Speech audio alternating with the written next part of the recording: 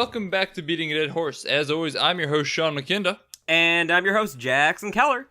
And this week we watched Venom, and I use the term watched in a very loose manner because it's more of an experience. Much like other famed Beating a Dead Horse highlight, 2001: A Space Odyssey, you don't merely watch Venom, you enjoy it and savor it like a fine wine. Exactly. You marinate on it, you come to grand theses on it. Like, there is strong parallels between 2001 and Venom. Yes. Venom is the greatest film of all time. You could quote me on that. Jackson Keller signing off. We're done for today. Yeah, no, Venom is definitely an experience, though one of a different beast from 2001. I'm gonna kind of give a little bit of heads up as to my experience with Venom, in which I had a singular beer while watching it. However, it was like a 13%, and I'm a real big lightweight. So honestly, I don't know what exactly I experienced with Venom, because like for the most part, I can drink a beer or two and watch a movie, and like I follow it just fine. I understand. I'm still picking up the theses and everything like that.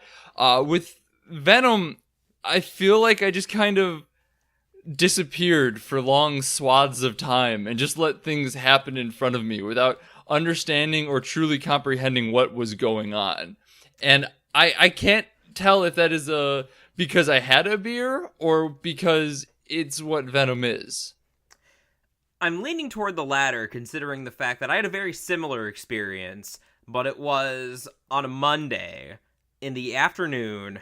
I was stone cold sober, and I was alone in the theater, and it was a very similar. It was a very similar experience. I wasn't completely alone in the theater. There was like a family with me. Which I guess like if you're looking for a recommendation of Venom, I was weirdly heartwarmed by like the 10-year-old boy sitting behind me who like walked out of the theater going, "Oh wow, that was so cool, that was awesome," and he was like real hype about it. And I was like, good for that kid. He's gonna grow up and he's gonna think about this like awesome, cool, edgy movie that he saw as a kid, and then he's either never gonna watch it again and be content with those memories, and that'll be good, or he will watch it again and then he'll realize it was bad, and then he'll be a jaded cynic like us, which is also good. Or he'll host a movie podcast and recommend to his friends that we should go back and watch a movie that we saw in our childhood and then realize how terrible it is on camera. Something that has never happened on this show, not even once. So, I mean, yeah, that's what we're working with Venom, though. If you're expecting Enom.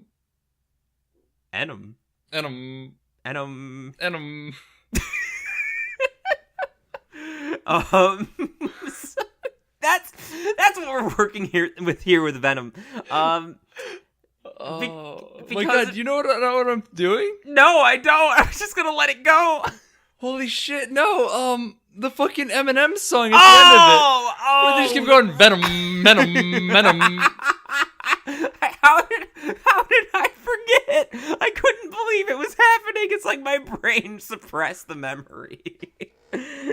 I just really like that. They just kept going Enom repeatedly. And I'm like, what the fuck is this? So considering, if you've ever played, dear listener, a video game called Sonic Adventure 2,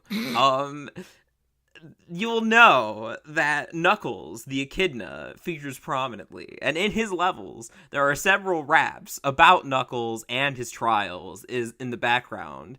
So if you're a fan of the Knuckles raps, I suggest you go see Venom because Venom ends with a song that is basically a Knuckles rap, but about Venom.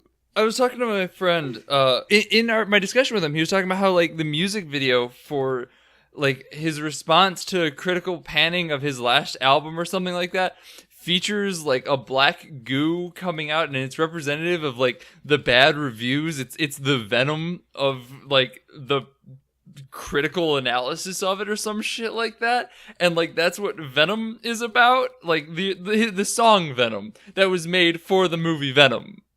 Enom Enom Enom. This is way too deep for me. Like, I didn't realize there were so many layers to this song. 10 out of 10 masterpiece. Give Eminem an Oscar for best original song.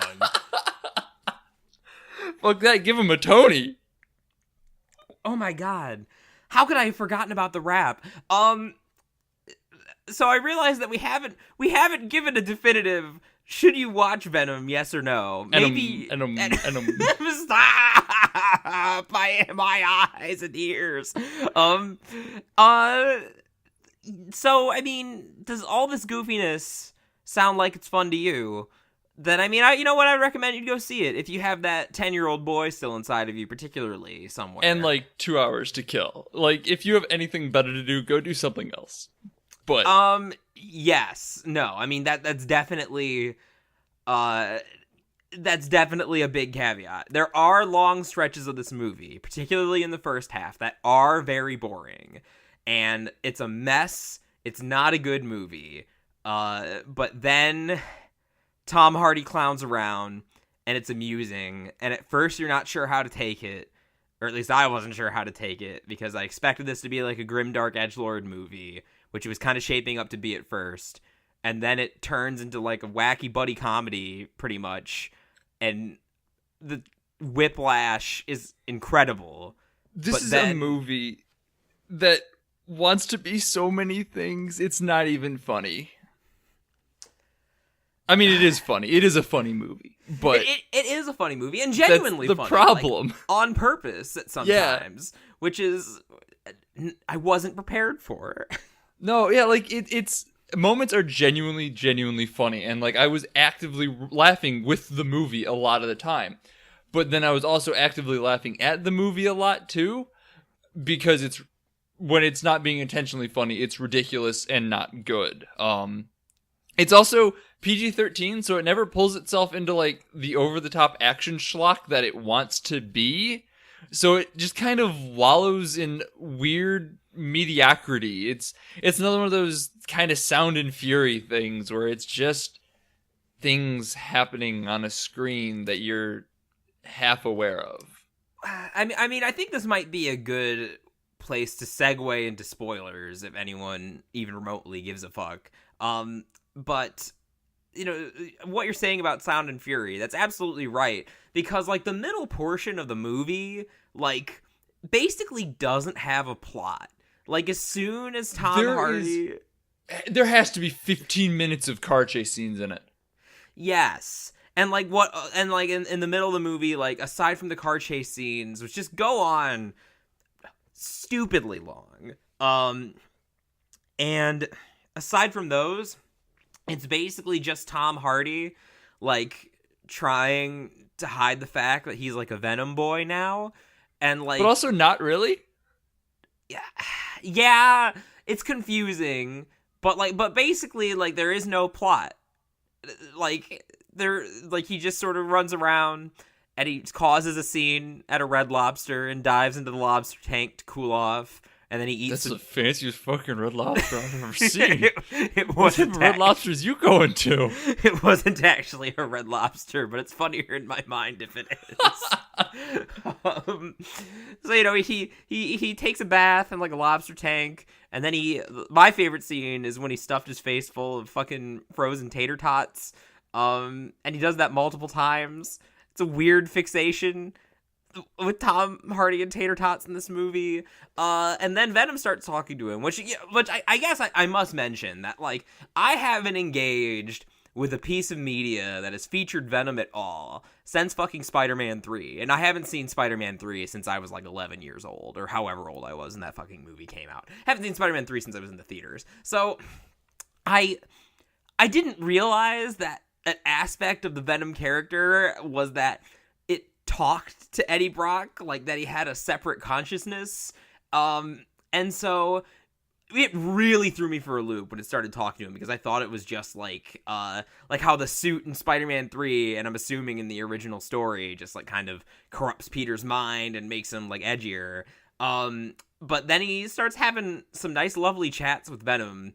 And I must mention that this is the one instance in the whole movie, the fact that Venom, despite only existing because he's basically just bad boy slime Spider-Man without being able to mention or use Spider-Man, that overall didn't really bother me. But except for a couple scenes near the beginning where Venom starts exhibiting like precognition of like what's about to happen and telling Tom Hardy to like get out of the way, but that confused me until I remembered that, well, of course, because Spider-Man has a spider sense, but there is no Spider-Man. He just happens to look exactly like a big Spider-Man JoJo because that's Venom's character. But there is no Spider-Man, which was a wacky conundrum.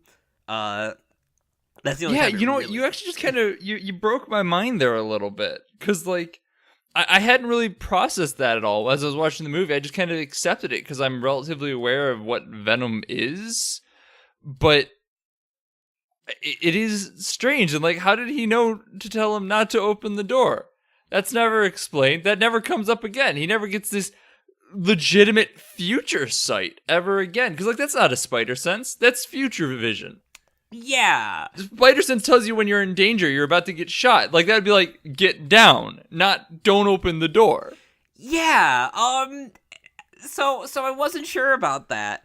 And then, I mean, it wasn't too big of a problem otherwise, just because, like, the basics of Venom are not that hard to understand. But, like, really the fact that he talks was unintentionally funny at first, but then I realized it was supposed to be intentionally funny, and then I laughed along with it. And basically, the movie boils down to this. Whenever Venom and Tom Hardy are doing their buddy cop duo thing, and Venom's being like a sociopath, and Tom Hardy's like negotiating with him, it's funny, and it's fun, and it works. Whenever that's not happening, the movie is a boring, stupid fucking slog. So, like, you know, in the middle of the movie, like, the scene where the line of dialogue where the movie turned from me to, like, ironically enjoyable to, like, genuinely enjoyable in a lot of places was when Venom said the line after Tom Hardy, like, takes out the thugs coming after him, and Tom Hardy's like, oh no, what am I gonna do? And Venom just says, like, pile the bodies in the corner and eat their faces. And Tom Hardy's like, no, of course not. And I'm like, what the fuck is going on? Like, oh my god, these are just jokes. Like, Venom's, like, sociopathy is supposed to be funny. Like, this isn't supposed to be an edgelord drama. What's going on? Because until that... Oh my god, these are jokes. Because up until that point, it was just like, and this was what really got the movie off onto a sour note for me, and why ultimately I think that, like, despite Tom Hardy being great and having fun with it, why ultimately I think even the parts that were good could have been better, just because Eddie Brock is such a tool. Like, oh my god, he's awful. Yeah, he's terrible. And, like, I feel like at least Tom Hardy knows this. I feel like the accent he gives him is really obnoxious. But...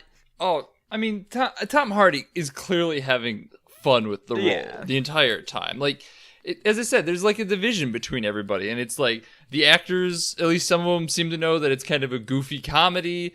The director seems to want to push it into more, like, an action Deadpool style where, like, there's blood and guts everywhere. But the studio's like, no, you have to make it PG-13 to make it work. So, like, it is being pulled in many directions. It's almost like it has something in it telling it what to do. Oh, such brilliant weaving of text and metatext. You know, forget everything I just said. This truly is the greatest film. Except for the fact that Eddie Brock sucks, and also this movie sucks. And this movie sucks, and we're supposed to care about his plight because we set up. Here's our setup with Eddie Brock. He's an investigative journalist. like hard hitting, like hard news, like trying to give people the truth, and he's obsessed with it. Like fine, good enough for what the movie is, like character motivation. He's told to go investigate. Except he does look like he's running a fucking like Breitbart-esque news thing, like an InfoWars shit. He does look like he's running an InfoWars shit, but that also, like, I mean, if we're being honest, that could, like, be equally applicable to, like, someone fighting against, like, big corporations and, like, spouting, like, conspiracy theories on the other side. Oh, entirely. Like, I'm just trying to go with, like, an accessible comparison. Yes. And, like, it also works with Eddie Brock because he's kind of a scumbag, so... Yeah. So I was down with, like, the kind of, like, undergroundy like aesthetic that he had going on, like the conspiracy theorist boy, except like, I mean, I guess with that angle, except he was like weirdly reputable. I don't know. So Eddie Brock then he books this interview, which, they're his corporate overlords, knowing what he's about, were fucking stupid to send him on this assignment in the first place, because they tell him not to, like, dig into his business and try and, like, uncover his dirty laundry, and of course he tries to do that in the interview like an idiot and loses his job. But the way that he does it, that he starts snooping around in his lawyer girlfriend's emails and uses that as evidence against Silicon Valley man, the biggest dick move in the world, like, hugely creepy invasion of privacy. And so at that point, should just mention really quick, you'll notice that Jackson nor I have actually used anyone's name outside of Eddie Brock. That's because if you can tell us their name, let us know, but we certainly can't. And don't look it up. I think the girl's name was Anne. I think. I'm not certain about that. But then I feel like her other boyfriend's name was Dan, which can't be right, because why would they be Dan and Ann? Like, I feel like that's not the sort of thing, if you're writing a screenplay, you do for confusion's sake. Well, that's what you do, and then you make a mental note to take it out or, like, fix it later, and then no one ever catches it, and so it goes to print as Dan and Ann. So I'm not at all confident in those assumptions. But so Eddie Brock's a tool, and we're supposed to really care about his downfall, even though, like, that's like the worst thing. Like, she was completely justified in breaking up with him. The studio was completely justified in firing him. And, like, maybe, he brings upon his fate himself and gets some character development. Well, so cut to the next sequence where we're supposed to see, like, his fall or whatever. And this isn't really a big deal, really, because I know Hollywood's gonna Hollywood, and this is just how it is, that, like, their perceptions of what hard times and poverty are really fucked up. But the fact is that Eddie Brock has a fairly spacious apartment that looks kind of like it's got some wood that doesn't look as polished on the inside. And he lives in a neighborhood where people rob the convenience store. And that's about the extent of what we see as hard times. I know several people... Oh, there's a homeless person out front. Oh, yes, there's a homeless person out front. How could I forget?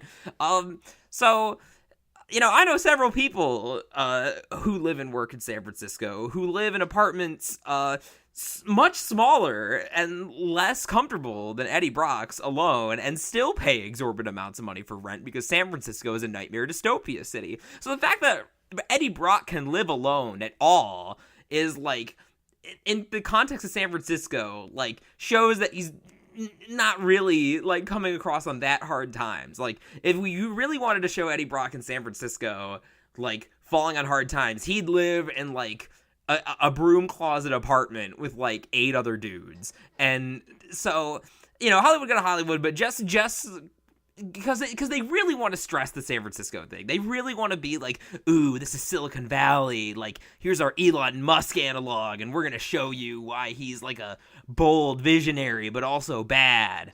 And the fact that they want to lean into that so hard, and then don't even get, like, the most common knowledge thing about the situation in San Francisco right is ridiculous. See, I'm going to kind of step on your toes a little bit here and say that I get what you're going for, but I don't totally agree.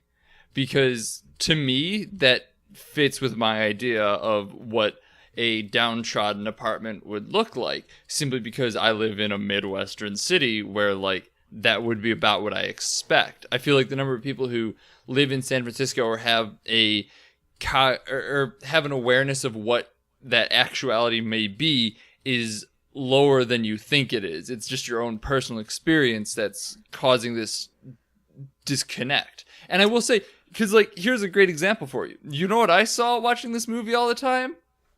I kept singing the fucking Full House song because it looked like everywhere you look, everywhere you go. And that kept coming into my head because that's what I associate with San Francisco.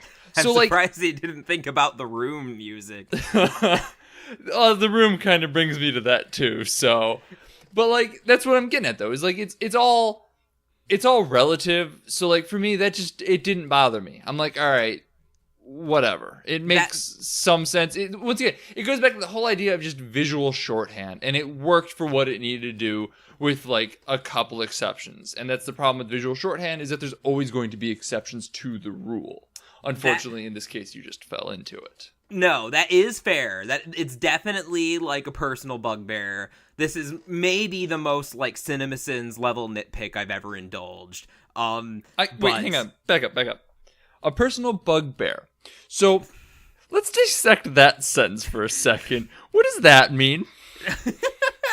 like a bugbear, like a D&D monster. Right. So, like, in general, this would be like a personal nitpick, which is something small. Bugbears aren't small. But they're bugbears, so they're smaller than regular bears. I'm pretty sure that's false too. Actually, that's not true. I just want to make sure we're all on the same page here. It's just a phrase. Because you tried to slip that one under the radar, but I'm not letting that one get by. I saw that one. That's all right. Fair enough. But so yeah. So please, after I took a very serious minute here to discuss something that was clearly an overwhelming oversight, let's talk about your overwhelming oversight of the market. You know, just as important, right? Like, come on. Sean, you're really pulling the rug out from under me right now. I feel defenseless. Oh, I'm sorry. Please continue. But yeah, so no, that was, like you said, an extremely personal gripe, and I will not deny that is probably not, like, a real problem. But then you keep singing the Full House theme, and now I feel even sillier. Oh god, I had somewhere I was going with that though, with the whole, like, San Francisco thing. Is unless you had something you had a burning thing you wanted to get to, I wanted to talk about not Elon Musk. Listen, the only real burning thing I have inside me is the desire to keep going Venom, Enom, Enom, and, like, I feel like I can't do that for the rest of the podcast. All right. Well, I'll try and drown you out with some nitpicks. This is the CinemaSins episode of Beating a Dead Horse. Yay! Already up some ding sound effects. Oh no. So not Elon Musk. And so now we can get into the death part of this death podcast. Aside from the death of our credibility, little that we had.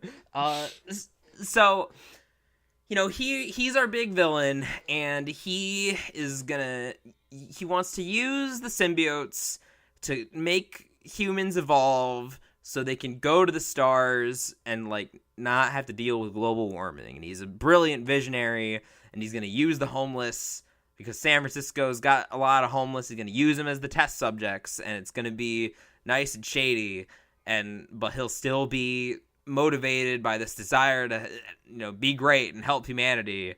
And so all these people are going to die, and he's going to, merge with the symbiote himself. I also really like, again, another small, I mean, I feel like this nitpick isn't that small, but I like how there's the symbiote, and it'll kill the host if it's not, like, a complete match. What the criteria are for the match, we have no idea.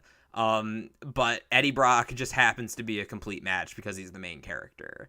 And silly Elon Musk is also a complete match because we have to have a stupid looking Ang Lee Hulk Doomsday fight at the end. Can I jump on that for 1 second, just because like this is something that I've always kind of thought about.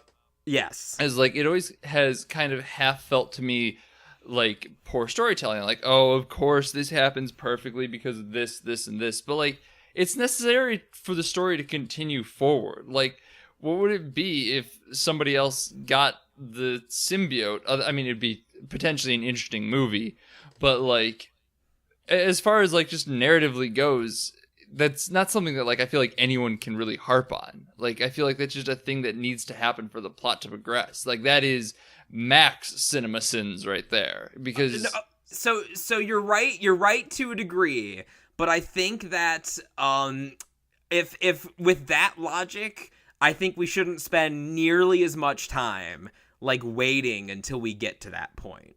Like, the beginning of this movie is so long, and like the setup is so long and contrived, that when we finally get to just like the complete coincidence, and like I like no, I don't okay, you know. want to talk about the complete coincidence? Let's talk about the complete coincidence. Because why the fuck did the symbiote that bonded with not Elon Musk crawl across the earth to get there? Well, that's what I was about to say. That I'll absolutely give you, because that is complete nonsense. There was no drive to get there. If it was like an accident that happened in the lab, sure, like he killed Jenny Slate that way. What if the symbiote that killed Jenny Slate bounced out and killed him? That would be fine. Like, that would make sense narratively within the story. You could set aside like oh, of course it's him, yada yada. But like, the fact that this symbiote, for no explicable reason, just starts hijacking bodies to get over to California, something that it wouldn't even know where to go to begin with. It's ridiculous. I'm kind of lost for words as to how to explain it. Here's another nitpick. How did the symbiote like retain consciousness enough to like order an airline ticket to get into the airport and pass the TSA using that same old lady body? No. I mean, you're absolutely right. And so my real complaint with like the coincidence is that if you're going to try and, you know, if you're just going to say, well, obviously Eddie Brock is going to turn into Venom. Everyone knows that because we need for the movie to happen. Fine. I'm down for that.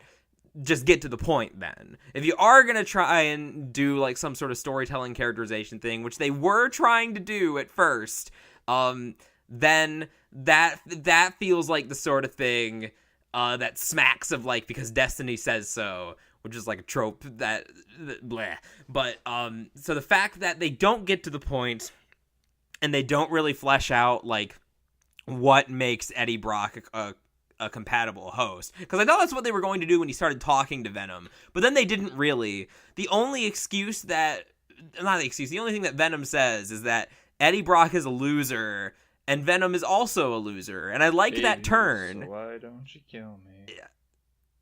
What? I'm singing a different song. Don't worry about it. Okay. So the fact that I like that turn, that Venom turns out to be a loser, but we don't really get any context for what that means, so it's not as funny as it should be. And you like that, something about being like a weakling, I think. I guess so. But I don't know. It just feels like you could have played that like, why does Eddie Brock like that could have been an even better joke. Like, if there was more attention drawn to the question of like, why is Eddie Brock so compatible with this thing? And then that's the punchline after the whole movie. It's because you suck, dude. We're both terrible. That would have been much funnier than what we got, which was still kind of funny, but like didn't land with quite the impact that I wanted it to. And would have required a bit smarter of comedy writing that we had, because the first half of this movie did not feel like it was intended to be a comedy. Yeah, no, I mean, the jokes land surprisingly well, but like none of them are necessarily super deep or great or anything like that. Like, I will admit it, I cackled quite a bit when Venom told him to jump and he didn't, and then Venom's like, fucking coward, and I'm like, that's great, that's a funny joke, but like, it's not good. I laughed. I enjoyed it, but it's not good. I mean, I guess, like, if we're comparing this to Deadpool, which I did not expect going into this, like, making comparisons to Deadpool. There's but a surprising amount of comparisons that could be made. Yeah, it really, like, think about it, it really is an inferior Deadpool in a lot of ways. But, because the thing about Deadpool is that, like, you know from the start that he's kind of a sociopath. And, like, that's sort of, like, what we enjoy about the character. And because I was thinking about this, too, like, the last kill we get in the movie, where Eddie Brock and Venom confront the, like gangster guy with holding up the convenience store, and Venom tells him, you better get the fuck out and never do anything, or I'm gonna eat your face. And he's like, okay. And he's like, it's the infamous turd in the wind joke that everyone knows by this point. Yeah. And then he eats him anyway as, like, the stinger. And, like, that, you know, that central, like, we know that Venom is a sociopath, but, like, the problem, if we're thinking of this as, like, a buddy comedy, is that Eddie Brock not only sucks, but, like, he doesn't have a clear character after his, like, finger quotes fall. He just sort of, like, bumbles about and tries to keep the Venom thing under control. He doesn't really have Venom now. He doesn't really have any character development. Like, Venom encourages him to apologize to the girl, but, like, it doesn't at all make up for what he did. And so it's not really character development. And so I don't really know what Eddie Brock's about, so I don't find the turn of him, like, encouraging that sort of, like, vigilante eatery to be that convincing or funny. I don't know. The ending puts me in a weird place just because Venom himself is funny. Venom himself I get, but, like, Eddie Brock is terrible. He's a bad character. So I mean, he's just kind of like this straight-faced foil, you know? He's the straight man. And he does that well enough, but there's not much else to him. And, like, I feel like a lot of straight men, there's not a lot else to. And, like, I'm talking about in the comedic sense, but I don't know. I feel like there's just not a lot to them because, like, the idea of the straight man is just to be a blank slate to bounce off of. So Eddie Brock is just boring. Venom's just boring. But see, I feel like Squidward's the straight man in SpongeBob, and he's not really a blank slate. Like, we know what Squidward's about. He's got a pretty consistent characterization. I don't know. All right, well, that was a left field pitch. What the fuck? You didn't go with, like, an anime? Well, I don't know. Like I was just went to the first, like, straight man character I could think of, and it's Squidward. Or, like, you know, in all right, you wanted an anime in Dragon Ball. No. I'm good. Well, I just you shouldn't. Too late. I mean, you're getting Dragon Ball now. Cat's out of the bag. Like in Dragon Ball, you know, Goku's, like, a wacky, like, clown of a person, but, like, he's got various, like, straight man counterparts. Like, in the early days, it was Bulma, and she was, like, really clear and fleshed out as, like, kind of this rich, spoiled brat. And then you have, like, Prince, you know, Vegeta sort of becomes his, like, character to bounce off of later, and he's got a really clear personality. He's the most developed character in all of Dragon Ball. So, I don't know, I feel like you can make the straight man character, like, a good or a fun character in their own right. Yes, but we're trying to apply it to Venom. And I just don't... I think, like, obviously you want a movie to be the best it can be. I just don't know that this is the one to hedge on, I guess. Like, I am a complete believer in Movie Bob's philosophy that he has expressed, that you can make a good movie out of anything. That's one of the like, things inscribed in my book. I mean, for sure. The bottom line, I think, and I think the biggest condemnation I can give is that I just don't care.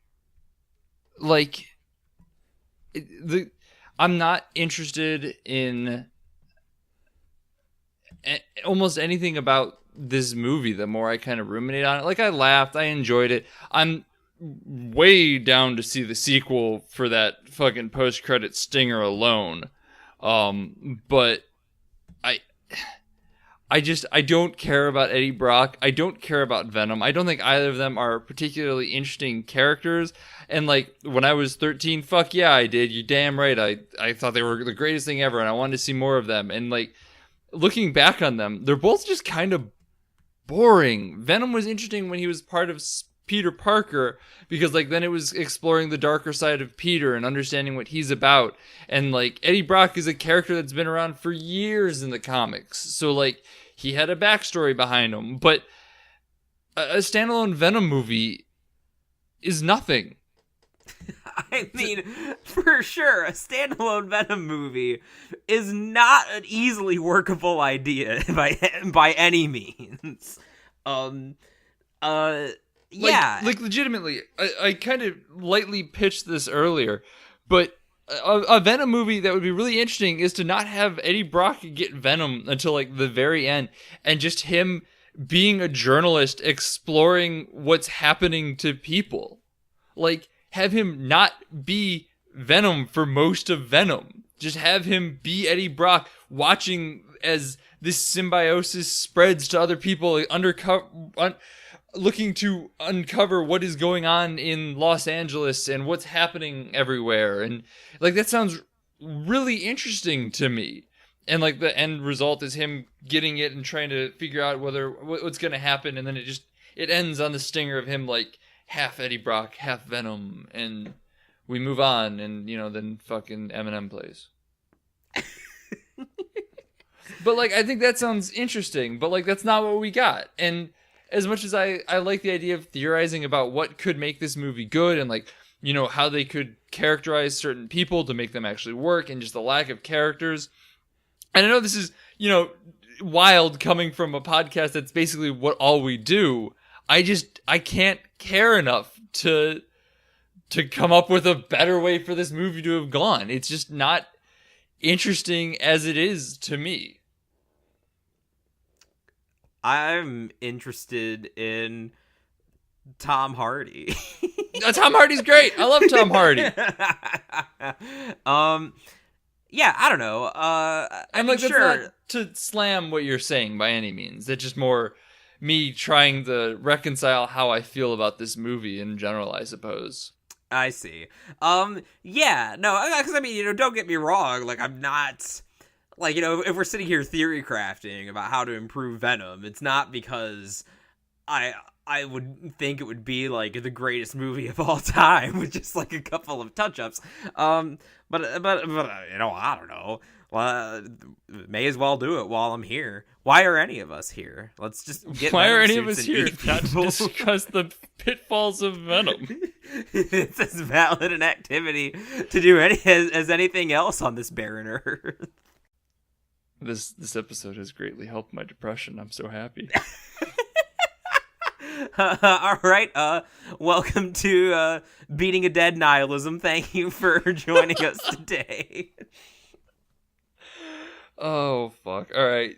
What you had a central point about death before we got so sidetracked. What were you gonna mention? Oh, I mean, I was just gonna talk about the global warming thing eventually. Oh yeah. I mean, we can touch on mad scientists and the global warming shorthand.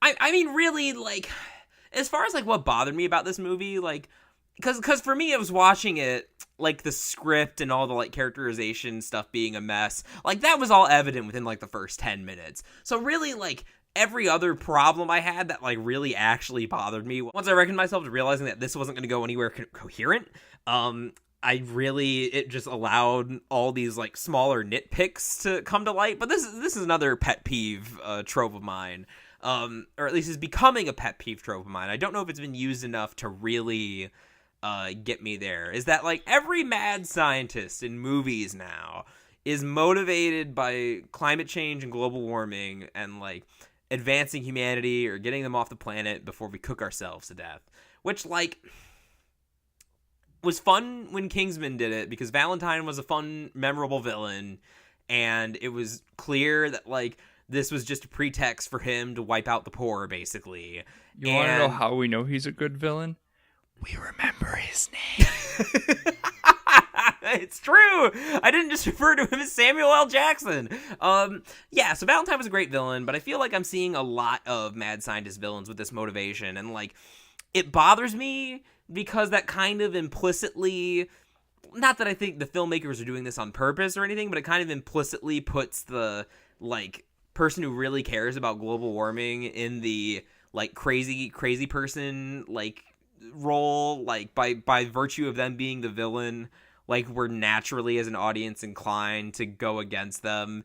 And then, like, not only that, but, like, it smacks to me of being, like, here's a topic in the news. We're gonna pull out this headline and slap it on this character. Like, it just feels like a lazy trope at this point, because none of these stories are actually, like, reconciling with climate change in any way and are just using it as, like, a bullet point. So it feels real lazy, and I don't know, I kind of miss when mad scientists were just, like, dramatic hams who, like, did all these crazy things because they were, you know, finger quotes, like, misunderstood geniuses whose only real motive was, like, greatness, or just, like, assholes.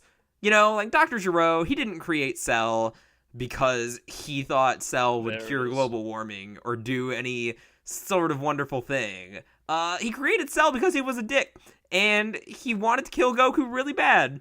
And he tried. And that's why that exists. So, yeah, I don't know. I kind of miss when my mad scientists were mad scientists and not Silicon Valley bros who were right about global warming. It's just become such a lazy narrative shorthand. And, like, I think that is, honest to God, what we're going to keep coming back to with this movie, beyond just me not giving a shit about it, is just how much shorthand they attempt to use, and it just gives way to nothingness, because shorthand is generally used in favor of other elements of the movie to give a quick synopsis before diving into the intricacies of the character.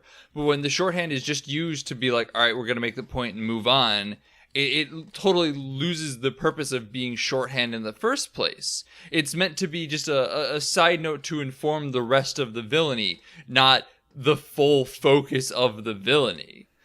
So that's basically the problem of the entire movie, is everything is just shorthand in service of nothing.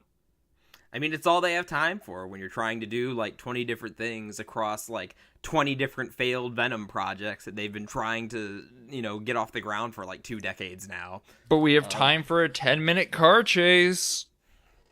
There's always time for a 10-minute car chase, Sean. How long was that, by the way? Like, I'm genuinely curious as to how long that car chase was, because it felt like it went on for a good half of the movie. I can't give you an answer other than too long. Because, like, there were multiple times I'm like, all right, and it's over. No. Oh, okay, I guess we're still... And it's... No? Okay. Oh, no. Over? Okay. Well, because by the end of the... I mean, this movie had the typical, like, second act problem that a lot of action movies do, that, like, once the Silicon Valley boy knows it's Eddie Brock, the whole movie is just a giant chase at that point. Yeah. But, like, you could do it anywhere other than cars for 15 minutes of that. Like, we've gotten what Venom can do at that point. Have him climb buildings. He's a Spider-Man clone. Have him do things like Spider-Man. This car chase scene wasn't even interesting. It was boring. I didn't care. There were so many cars. Like, that's the other thing, too, is, like, the cars just kept fucking coming. The enemies kept respawning in the wings. Legitimately. And that's so boring and uninteresting. Like, it's, if you've got 5 cars and you know there are 5 cars, watching them go down is momentary successes that you can see and feel build up, and the anticipation rises as it gets down to, like, the last 2, which have been clearly the most dangerous so far. But, like, when it's just endless trash of cars, it's so bad. It's just boring. It's boring. Everything's boring. Except for the conversations between Eddie and Venom. Boring. Do we have anything else to say about this fucking movie? You know, we here at Beating a Dead Horse, we like to have the form of the podcast follow the function. And since we're talking about Venom, a disjointed, incoherent mess, we have brought you, dear viewers, a disjointed, incoherent mess. So we have created great meta art here, and I hope you appreciate all that we do for you. It mostly involves me yelling about little minutia, Jackson yelling about different minutia, and then it culminating in one of us talking about anime, so... I mean, you are right, though. There really isn't anything in this movie to talk about other than minutia, since there's, like, no... There's no, like, through line to criticize. There's no, like, themes to unpack. It's just stuff. It's solid C-tier movie. There's moments of it that are enjoyable. There's moments of it that aren't enjoyable. Nothing about it stands out. Nothing about it exceptionally fails. It's just a movie that we both sat through. Well, until we see Woody Harrelson wearing Annie's wig. I actually stood up in the theater when I saw that. I did not know how to handle like that emotion.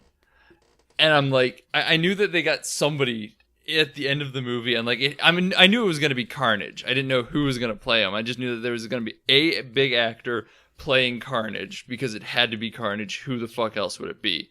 And like, when it was Woody Harrelson wearing that fucking wig, I was just beside myself. I honest to God was so overcome with emotion, I did not know what to do with anything. I stood up just like, all right, this is where I am now. What the fuck is happening in the world? My first thought when I saw Woody Harrelson in that wig was, a bold move of Sony to introduce Ronald McDonald as the next villain of their film. Oh, I'm so on board for the second fucking Venom movie just for that.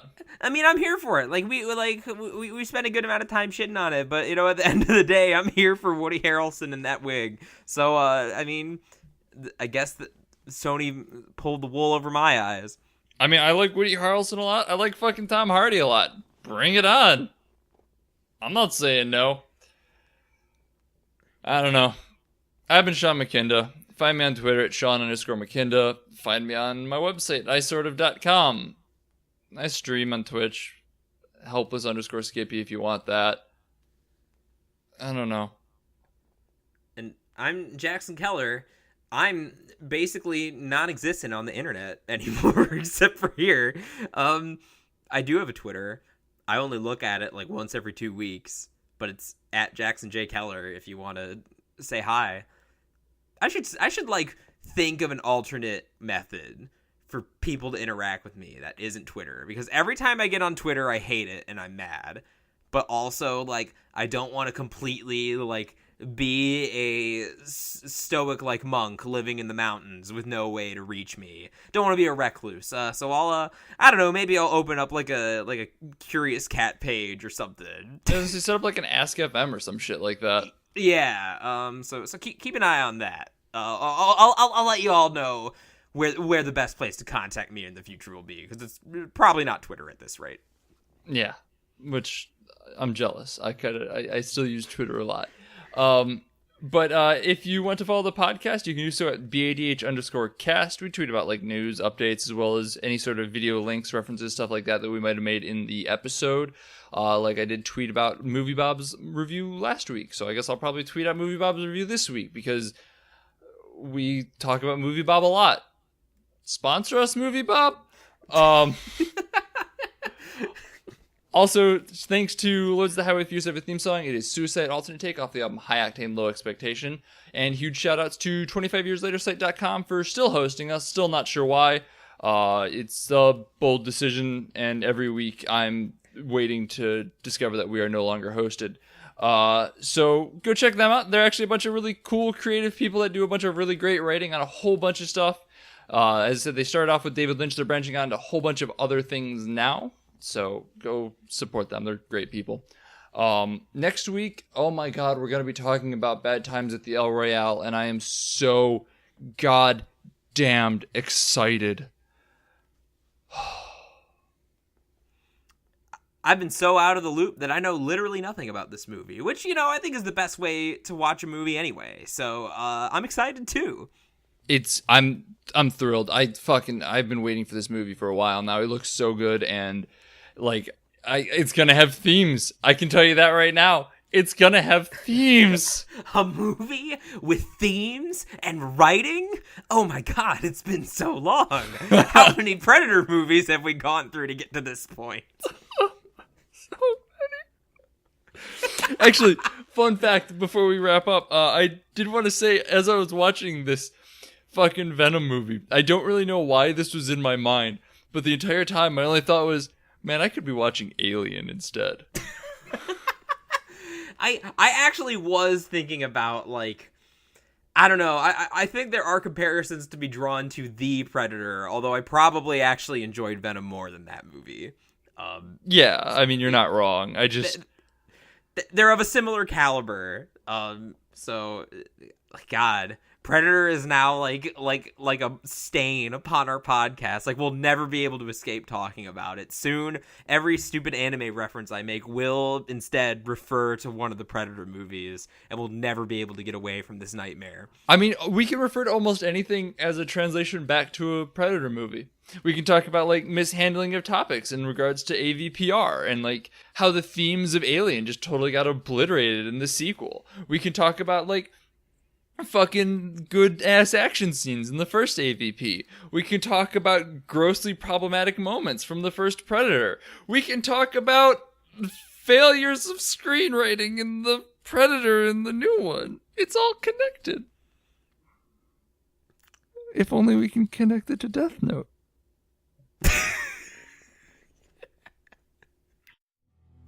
Bye.